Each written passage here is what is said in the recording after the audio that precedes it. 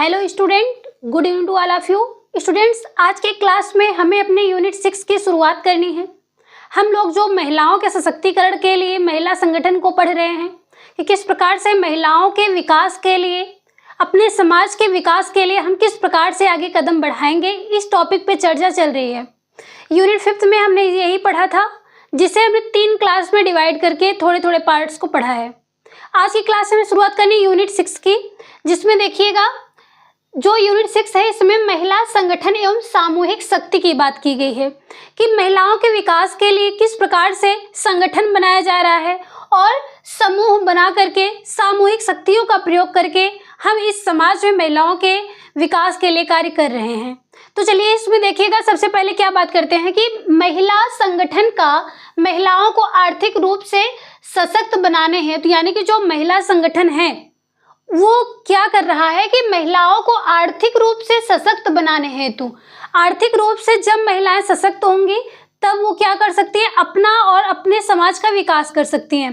लेकिन ये चीज़ें सिर्फ महिलाओं पे ही डिपेंड नहीं होती है, बल्कि उनके परिवार, उनके क्षेत्र के ऊपर डिपेंड होता है। क्योंकि ज़्यादातर ये चीज़ें देखने को मिलती हैं कि जो पुरुष वर्ग हैं उन्हें ऐसा लगता है कि अगर महिलाएं शिक्षित होंगी, अगर वो आर्थिक रूप से डिपेंड होंगी, स्वतंत्र होंगी, तब वो उनके अंडर में नहीं रह पाएंगी। क्योंकि पुरुष वर्ग, ये जो भारत देश है अपना, ये पुरुष प्रधान देश है। यहाँ पे यही बातें हमेशा देखने को मिलती हैं कि वहाँ पुरुष वर्ग जो है आगे रहे और महिला वर्ग पीछे रहे। लेकिन इसमें समाज का विकास इससे अवरुद्ध हो रहा है।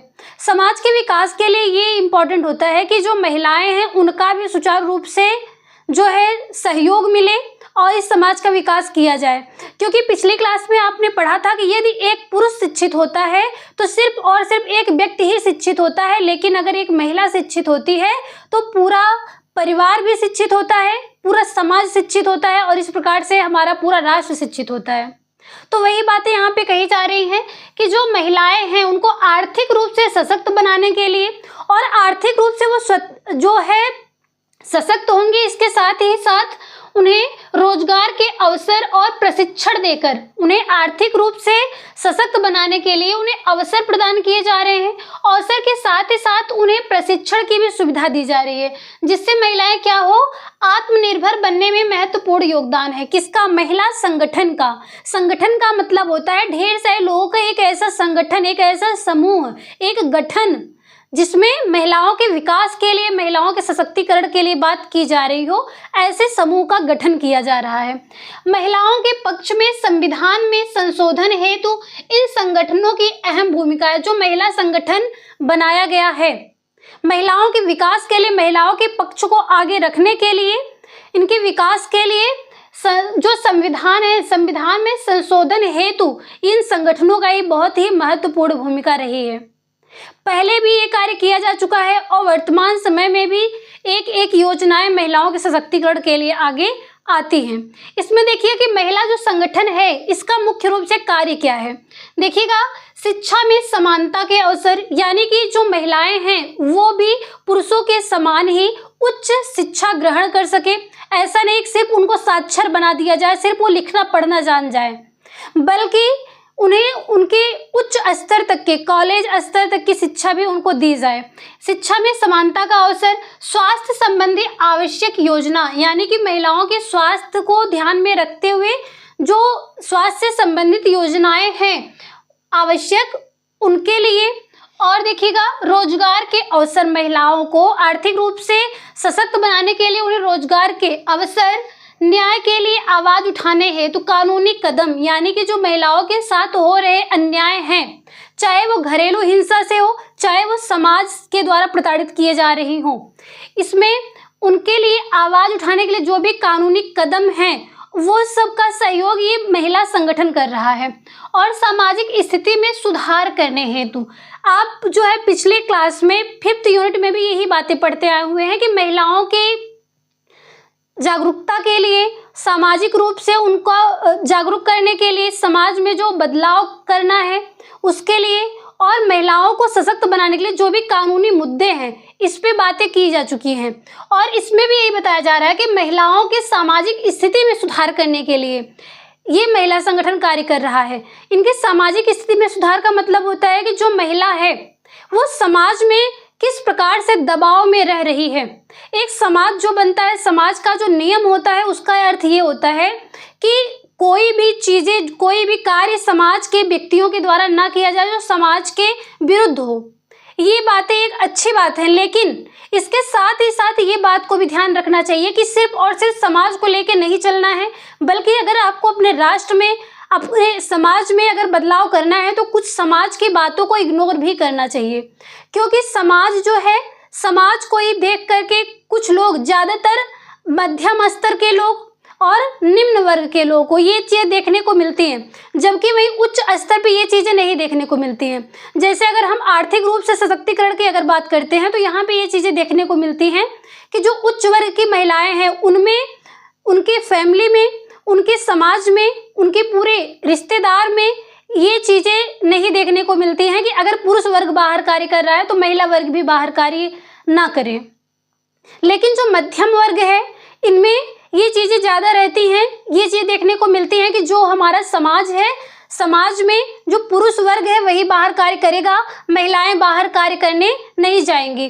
भले ही उनकी आर्थिक स्थिति कितनी भी दयनीय हो, उसको नहीं देखते हैं, लेकिन सिर्फ इसी बात को देखते हैं कि समाज क्या कहेगा। जबकि समाज के विकास के लिए यही इम्पोर्टेंट होता है कि महिला और पुरुष दोनों को समान अवसर दिया जाए, और चाहे वो आर्थिक स्तर पे हो या फिर समाज में उनके स्थिति से सुधार की बात की जाए। और महिलाओं की स्थिति में सुधार तभी आ सकता है जब तक वो आर्थिक रूप से सशक्त नहीं होंगी। इसीलिए ये महिला जो संगठन चलाया जा रहा है इसमें मुख्य रूप से यही बातें कही जा रही हैं। इसमें देखिएगा, सामाजिक स्थिति में सुधार करने हेतु और महिलाओं को सुरक्षा प्रदान करना आदि महिला संगठनों के सहयोग से संपन्न हो रहे हैं। यानी कि यहाँ जो भी बातें कही जा रही हैं वो महिलाओं के विकास के लिए बातें कही जा रही हैं। ये महिला संगठन का मुख्य रूप से कार्य हो गया। इसके बाद हम बात करते हैं महिला संगठन का उद्देश्य। जो महिला संगठन बनाया गया, ये जो लोगों का एक साथ में गठन किया गया, इसका मुख्य रूप से उद्देश्य क्या रहा है।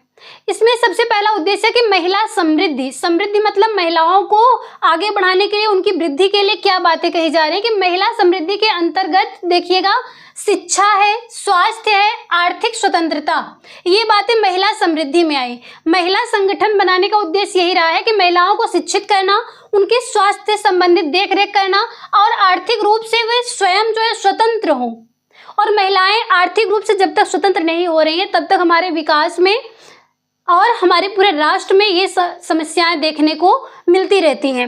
इसके साथ ही साथ है सामूहिक न्याय। सामूहिक न्याय का क्या मतलब होता है कि जो महिलाओं को अधिकार प्राप्त है वो कानून में जो भी उनके विकास के लिए, उनके सामाजिक स्थिति में, उनकी आर्थिक स्थिति में सुधार के लिए जो भी कानूनी मुद्दे लिखे गए हैं कानून में, संविधान में, उनके जो अधिकार प्राप्त हैं, उन सब का जो ज्ञान है, अगर हम एक समूह में मिलकर के कार्य करते हैं तो इस प्रकार से जो महिलाएं हैं वो सामूहिक रूप से, यानी कि मिल करके पूरे महिला जो समाज है उसका विकास कर सकती हैं। इसके बाद है सामूहिक उत्थान, यानी कि जो पूरा महिलाओं का समूह है, चाहे वो क्षेत्र में हो या फिर वो राष्ट्रीय स्तर पे हो, राज्य स्तर पे हो, उन सभी के लिए बात की जा रही है कि सामूहिक उत्थान। सामूहिक उत्थान के लिए महिला संगठन बनाया गया। इसका क्या, इसमें जो सामूहिक उत्थान है इसमें क्या बताया जा रहा है कि विभिन्न प्रकार की जो योजनाएं समय समय पर चलाई जा रही हैं। इसके साथ ही साथ है अभियान, महिलाओं के सहयोग के लिए अभियान चलाए जा रहे हैं और इसके साथ ही साथ महिलाओं के विकास के लिए समय समय में बदलाव भी देखने को मिलते हैं। इसके बाद देखिएगा कि जो महिला संगठन, इसका उद्देश्य चौथा है कि प्रेरणा और एकता। ये जो महिला संगठन है इसका उद्देश्य है कि महिलाओं को प्रेरणा देना, मोटिवेट करना, उन्हें प्रेरित करना, किसी भी कार्य के लिए, समाज में आगे बढ़ने के लिए उन्हें मोटिवेट करना कि आप जो है इस समाज में किस प्रकार से अपना विकास कर सकती हैं और अपने समाज में ये भेदभाव को मिटा करके, स्त्री पुरुष वर्ग में ये जो भेदभाव है इन सबको मिटा करके, जाति पात के भेदभाव को मिटा करके किस प्रकार से आगे बढ़ सकती हैं। और इसमें प्रेरणा और एकता में है कि अगर ये देखिए कहाँ तक की बात की जा रही है, एक परिवार जो है वो क्या होता है कि समाज की सूक्ष्मतम इकाई के रूप में माना जाता है, क्योंकि एक ही व्यक्ति से एक परिवार का निर्माण होता है, एक परिवार से एक क्षेत्र का, एक गांव का निर्माण होता है, और पूरे एक गांव से पूरे क्षेत्र का, क्षेत्र से राज्य का, और इस प्रकार से पूरे देश का विकास होता है, पूरे समाज का विकास होता है। वही बातें यहाँ पे बताई जा रही हैं कि जो प्रेरणा और एकता है ये क्यों दी जा रही है कि स्थानीय स्तर पर, यानी कि जो महिलाएं जिस स्थान पर रह रही हैं वो उनका स्थानीय स्तर, स्थानीय क्षेत्र और अंतर्राष्ट्रीय स्तर, क्योंकि ये समस्याएं अपने देश के साथ ही साथ अंतर्राष्ट्रीय स्तर पर भी ये समस्याएं देखने को मिल रही हैं। वही बातें बताई जा रही है कि महिलाओं को प्रेरित करना और उन्हें एक एकता में रह करके आगे बढ़ना, जिससे उनके स्थानीय स्तर से लेकर के अंतर्राष्ट्रीय स्तर तक एकजुटता को बढ़ाना, कि सभी जो महिलाएं हैं वो एकजुट हो करके अपने विकास के लिए आवाज उठा सके। इसके बाद है नेतृत्व व सकारात्मक बदलाव। नेतृत्व का मतलब होता है कि कहीं पर अग्रणी होकर, मतलब कि आगे बढ़ करके एक नेतृत्व की भावना से आगे बढ़ना और अपने समाज को भी आगे बढ़ाना। नेतृत्व का मतलब जैसे देख लीजिएगा, कोई भी चुनाव होता है या फिर कोई भी क्षेत्र है, कोई गांव है तो गांव का कोई एक मुखिया होता है, उसी प्रकार से बताया जा रहा है कि यहाँ पे नेतृत्व की बात महिलाओं से की जा रही है कि जो महिला है वो अपना निर्णय स्वयं ले सके। महिला जब अपना निर्णय स्वयं लेगी तो परिवार में भी और समाज में भी सकारात्मक बदलाव देखने को मिलेगा। ये बदलाव तभी हो सकता है जब महिलाओं में एकता और गठन की बातें देखी जाएंगी, क्योंकि ये जो समाज है, समाज में सबसे पहले परिवार अगर आ रहा है तो परिवार से ये परिवर्तन करना होगा, क्योंकि परिवार में भी ये चीजें देखने को मिलती हैं कि अगर एक जो स्त्री है वो आगे बढ़ना चाहती है तो जो पिछले लोग हों या फिर जो साक्षर नहीं है या फिर जो साक्षर भी हैं वो खुद नहीं चाहते हैं कि आगे ये लोग बढ़ें। कुछ परिवार आज बदलाव को चलते हुए, बदलाव को देखते हुए ये चीजें देखने को मिल रही है जहां पूरा परिवार एक साथ सपोर्ट में हो कि महिलाओं को आगे बढ़ाया जाए। लेकिन यहाँ पे ये भी देखने को मिलता है कि अगर ये कार्य हमने नहीं किया तो ये हमारे घर में, हमारे खानदान में, हमारे पूरे क्षेत्र में ये कार्य नहीं होना चाहिए, क्योंकि हमारा जो समाज है ये इस बात के लिए अलाउ नहीं करता है। लेकिन यहाँ पे क्या करना है कि महिलाओं को खुद से एकता बनानी होगी एक संगठन के द्वारा, जिससे क्या किया जाए कि एक नेतृत्व की भावना उनमें पनप सके और इसके साथ ही साथ उनमें सकारात्मक भाव उत्पन्न हो सके। और जब तक ये सकारात्मक भाव नहीं होगा तब तक इस समाज में बदलाव नहीं हो पाएगा।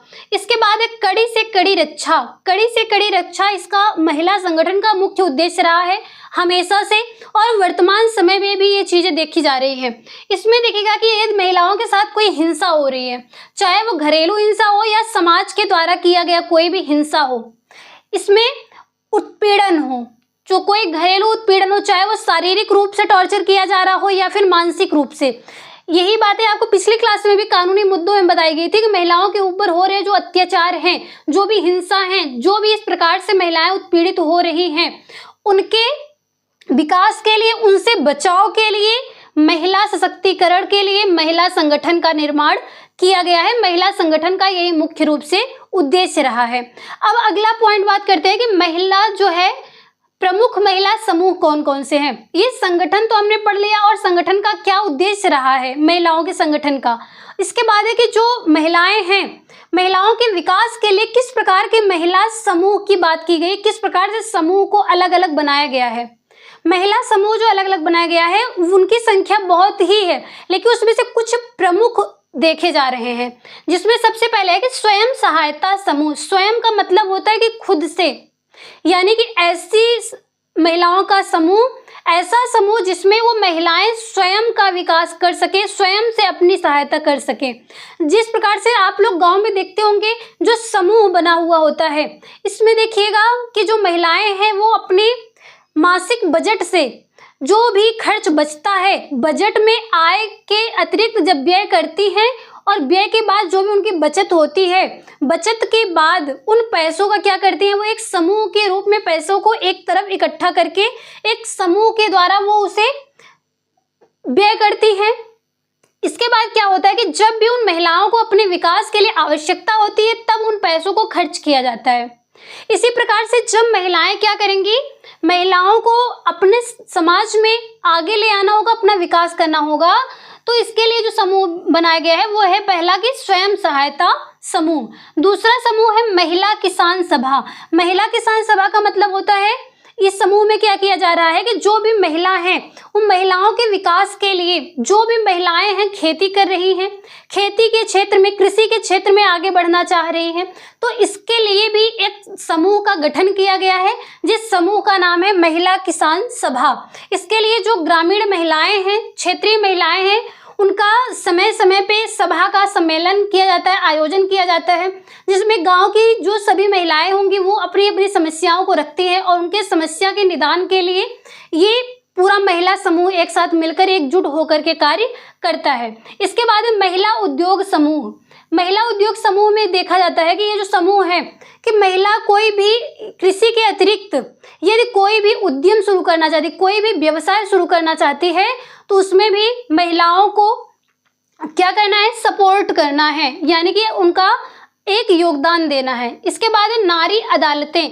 नारी अदालतें में क्या देखा जा रहा है कि जो महिलाओं से संबंधित जो भी समस्याएं हैं उनको सुनने के लिए, चाहे वो सामाजिक समस्याएं हो या फिर घरेलू समस्याएं हो, उनको सुनने के लिए एक सभा का आयोजन किया जाता है जिसमें वो सभी महिलाएं मिल करके उसे शिक्षित करने का मतलब यहाँ पे एक उसका सहयोग करके जो भी कानूनी मुद्दे हैं, जो भी उनके अधिकार हैं, उससे संबंधित यहाँ पे बातें की जाती हैं। इसके बाद एनजीओ व कार्यकर्ता समूह। एनजीओ का मतलब होता है नॉन गवर्नमेंट ऑर्गेनाइजेशन, यानी कि गैर सरकारी संस्थाएं जो भी चल रही हैं और वहाँ पे जो उनके कार्यकर्ता हैं एनजीओ के, वो सब मिल करके, जिस प्रकार से आप प्रसार शिक्षा में पढ़ रहे थे कि प्रसार शिक्षा में ग्रामीण लोगों को शिक्षित करने के लिए ढेर सारी संस्थाएं चल रही थी, उसी प्रकार से इसमें बताया जा रहा है कि एनजीओ व कार्यकर्ताओं का समूह एक बनाया गया है। इसके बाद है राष्ट्रीय महिला परिषद। राष्ट्रीय स्तर पर भी महिलाओं के विकास के लिए एक परिषद का गठन किया गया है जिसका नाम क्या है कि राष्ट्रीय महिला परिषद। इसके बाद है स्वरोजगार महिला संघ 1972। सन 1972 में स्वरोजगार महिला संघ का निर्माण किया गया। इसमें महिलाओं को स्वयं से कोई रोजगार देने के लिए या फिर स्वयं कोई रोजगार करने के लिए सन 1972 में इस संघ का निर्माण किया गया, जिससे वो महिलाएं जो है अपना खुद का कोई रोजगार शुरू कर सकती है। और इसमें उनके योगदान के लिए गवर्नमेंट के द्वारा ये जो राष्ट्रीय महिला परिषद संघ है, इनके द्वारा उन्हें आर्थिक रूप से सहयोग प्रदान किया जाता है। इसके बाद है अगला पॉइंट, अखिल भारतीय महिला सम्मेलन। अखिल भारतीय महिला सम्मेलन 1926 में पारित किया गया था। इस सम्मेलन में, इस राष्ट्रीय सम्मेलन में क्या बताया गया कि जो महिलाएं हैं उनको शिक्षा, बाल विवाह व राष्ट्र सेवा हेतु मताधिकार, यानी कि जो महिलाएं हैं उनको शिक्षा देने के लिए, बाल विवाह पे रोक लगाने के लिए, इसी प्रकार से जो दहेज प्रथा है इन सब पर रोक लगाने के लिए, उनके जो मत हैं, अपने खुद के अधिकार हैं, उनके लिए ये बातें कही गई हैं। किस में कही गई हैं? अखिल भारतीय महिला सम्मेलन के अंतर्गत, जो कि 1926 में पारित किया गया था। इसके बाद महिला किसान अधिकार मंच। जिस प्रकार से यहाँ पे आपने देखा कि महिला किसान सभा, यहाँ पे सिर्फ और सिर्फ महिलाओं द्वारा सभा का सम्मेलन किया जा रहा था, सभा सम्मेलन हो रहा था, उसी प्रकार से इसमें महिला किसान अधिकार मंच बनाया गया कि जो भी महिला हैं वो किसान हैं, वो अपने अधिकार को किस प्रकार से रख सकती हैं, अपने अधिकार के बारे में किस प्रकार से लड़ सकती हैं इस समाज के द्वारा और कानूनी मुद्दों पर, और अपने संविधान में जो प्राप्त अधिकार है उनके साथ किस प्रकार से वो लड़ सकती हैं। ये 24 राज्यों में संचालित किया गया है। ठीक है, यहाँ पे जो भी बातें अभी कहेगी इसको आप लोग अच्छे से नोट डाउन कर लीजिएगा और इसको नोट्स में लिख लीजिएगा। नेक्स्ट पॉइंट हम बात करेंगे कि जो महिला है, महिला के संगठन का स्वरूप क्या रहा है, किस स्वरूप में वो कार्य कर रहे हैं। देखिएगा, इससे सबसे पहला पॉइंट है, ये अलग अलग पॉइंट वाइज आपको बताया जाएगा और इसके अंतर्गत क्या चीज़ें हैं, इनकी क्या विशेषताएं हैं, इस प्रकार से आपको बताई जाएंगी। और एक सीक्वेंस से आप इसको पढ़ते जाइए और एक सीक्वेंस से आपने नोट्स में लिखते जाइएगा। जो बातें समझाई जा रही हैं उसको ध्यान से सुनिएगा, क्योंकि यहाँ पे उतने मैटर्स आपको डिटेल्स में नहीं दिए जा सकते हैं जितने आपके सिलेबस में दिए गए हैं। क्योंकि एक बुक में जितना दिया जाता है, एक टीचर का मतलब ये नहीं होता कि वो पूरा उतना लिखा ही दे बोर्ड पे, बल्कि उसका ये मतलब होता है कि वो किस प्रकार से आपको समझा पा रहा है और आप कितने अच्छे से उसको समझ पा रहे हैं। तो जिससे ये क्या होता है कि एग्जाम टाइम में आप अच्छे से उस क्वेश्चन के आंसर को दे सकते हैं। तो जो बातें यहाँ पे समझाई जाए वो भी आप लोग एक ध्यान से सुनिएगा। इसमें देखिएगा सबसे पहला है कि स्थानीय महिला समूह। जिस प्रकार से महिला संगठन की बात की जा रही है और सामूहिक शक्ति की, तो इसमें ये किस प्रकार से विभाजित की गई है। सबसे पहले स्थानीय महिला समूह की बात की जाएगी जो स्थानीय क्षेत्र पे है। स्थानीय महिला समूह में देखिएगा कि स्थानीय स्तर पर महिलाओं का उनको एकत्र करके उनकी सामाजिक समस्याओं और जरूरतों का समर्थन करते हैं। जो स्थानीय महिला समूह हैं वो लोग क्या करते हैं कि स्थानीय स्तर पर महिलाओं को एकत्रित करते हैं और उनकी समस्याओं को सुनते हैं, उनकी जरूरतों का समर्थन करते हैं और इन्हें किस प्रकार से वर्गीकृत किए हैं ये देखिएगा। इनका वर्गीकरण इस प्रकार से किया गया है। ये जो स्थानीय महिला समूह है ये भी कई स्तर पर डिवाइड किया गया है कि कौन सा समूह कौन से कार्य को करेगा। ये चीज आप लोग अच्छे ध्यान से देखिएगा। जिसमें वर्गीकरण में पहला है कि आत्म या स्वयं सहायता समूह। आत्म मतलब स्वयं का, आप खुद का किस प्रकार से सहायता कर सकते हैं इस समूह के द्वारा, एक ये समूह है। दूसरा है कि ग्रामीण महिला समूह। ग्रामीण की महिलाओं से संबंधित समूह है। यहाँ पे स्वयं का था सिर्फ आप खुद का, और यहाँ पूरे गांव की बात की जा रही है। फिर सामाजिक विकास, समाज, पूरे समाज के स्तर का विकास किस प्रकार से होगा, ये अलग से समूह है। फिर कला व संस्कृति समूह है कि यानी कि जो आप महिलाएं हैं उनका जो कला है, उनकी संस्कृतियां हैं, उनके विकास के लिए समूह बनाया गया। और अगला है मातृत्व समूह, यानी कि माता से संबंधित जो भी बातें हैं वो आगे आपको बताई जा रही हैं। लेकिन ये ध्यान दीजिएगा कि स्थानीय महिला समूह को इतने भागों में डिवाइड किया गया है। इस प्रकार से इनका इन स्तरों पे विभाजन किया गया है। पहला देखिएगा जो ये स्वयं सहायता समूह, इसमें व्यापार शुरू करना, ऋण प्रदान करना, ये बातें की जाती है। यानी कि अगर कोई महिला कोई व्यापार शुरू करना चाहती है तो उसके लिए उनको ऋण प्रदान करना इस समूह का कार्य होता है। दूसरा है कि ग्रामीण महिला समूह जो है, इसमें ग्रामीण महिलाओं को उनके अधिकारों की सुरक्षा हेतु जागरूक करना। जो गांव की महिलाएं हैं उनको उनके अधिकारों के लिए उन्हें सुरक्षा प्रदान करने के लिए जागरूक करना, उन्हें उनसे संबंधित जानकारियों को देना और उनका सहयोग प्रदान करना, ये कार्य होता है ग्रामीण महिला समूह का। तीसरा है सामाजिक विकास समूह। समाज का विकास तब होगा जब गांव की महिलाएं शिक्षित होंगी, स्वास्थ्य उनका अच्छा होगा और वो अपने पर्यावरण की जो भी समस्याएं हैं, रहन सहन या फिर अपना प्रदूषण, साफ सफाई, जो भी चीजें हैं अपने पर्यावरण में, ये सारी चीजें अगर अच्छी होंगी तो समाज का विकास अच्छे से होगा। ये बातें इस समूह के अंतर्गत आती हैं। इसके बाद जो एक कला व संस्कृति समूह में बताया जा रहा है कि जो महिलाएं हैं उनकी कला व उनकी संस्कृतियों को बढ़ावा देने हेतु समर्थन किया जाता है। यानी कि जो भी महिलाएं जो भी कला कौशल, चाहे सिलाई कढ़ाई बुनाई पेंटिंग, चाहे जो भी कार्य वो कर रही हो, जो भी कार्यों में वो निपुण हो, उससे संबंधित और उनकी संस्कृतियां जो भी हैं, चाहे वो नृत्य हो, पेंटिंग हो, किस क्षेत्र में किस समाज में क्या कार्य कौन संस्कृति चल रही है, उन सबको बढ़ावा देने के लिए इस समूह के अंतर्गत कार्य किया जाता है। इसके बाद मातृत्व समूह जो है, इस मातृत्व समूह के अंतर्गत, मातृत्व मतलब माता होता है, और ऐसी माताएं जो गर्भवती हैं, गर्भवती महिलाओं को उनसे संबंधित जो भी जागरूक करना है, उनको जो गर्भवती महिलाएं हैं उनको जागरूक करना कि वो किस प्रकार से अपना देखभाल कर सकती हैं और अपने होने वाले शिशु का या फिर गर्भस्थ अवस्था में भी शिशु का देखभाल वो किस प्रकार से कर सकती हैं, इससे संबंधित उनको जागरूकता देना। और मातृ व शिशु स्वास्थ्य देखभाल, ये बातें इसी में कही जा रही हैं कि किस प्रकार से वो अपना स्वयं का और शिशु के स्वास्थ्य का देखभाल करेंगे। इसके बाद ये जो अपना स्थानीय महिला समूह है, इसके विभाजन के बाद हम देखते हैं कि स्थानीय महिला समूह की विशेषता क्या है।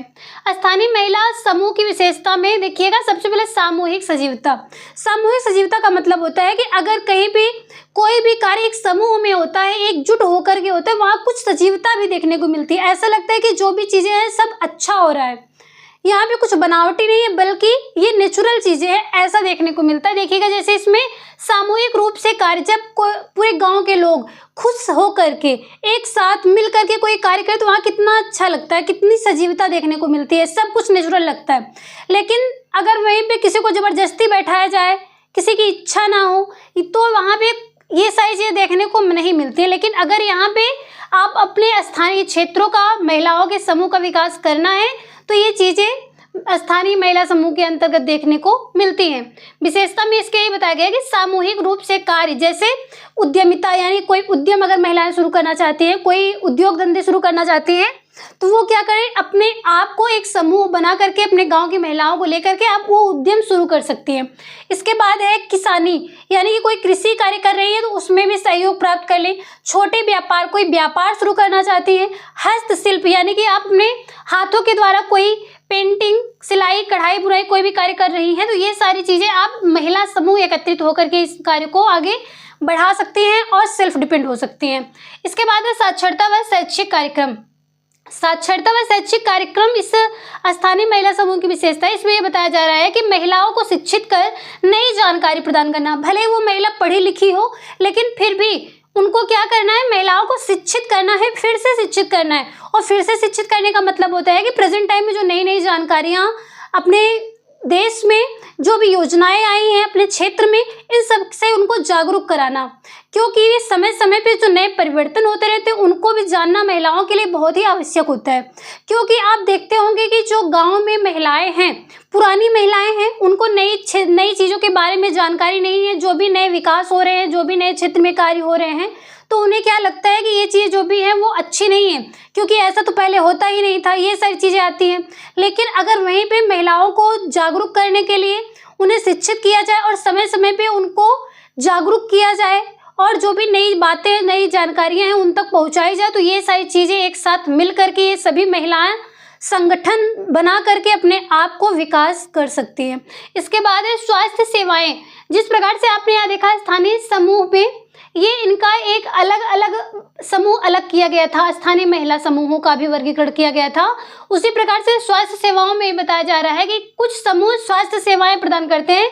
जैसे आपने एक देखा था कि गर्भवती महिला में, इसमें सिर्फ मातृत्व समूह से संबंधित था, लेकिन इसमें इस महिला समूह की जो विशेषता है उसका भी यही कार्य है कि स्वास्थ्य सेवाएं उनको उपलब्ध करवाना है। स्वास्थ्य सेवाओं में देखिएगा, जैसे मातृत्व व शिशु स्वास्थ्य देखभाल और जागरूकता कार्यक्रम, यानी कि वो अपना स्वयं का भी देखभाल कर सके, अपने स्वास्थ्य का देखभाल कर सके और अपने शिशु का भी देखभाल कर सके, और इसके साथ ही साथ वो अपने परिवार का भी देख रेख कर सकती हैं।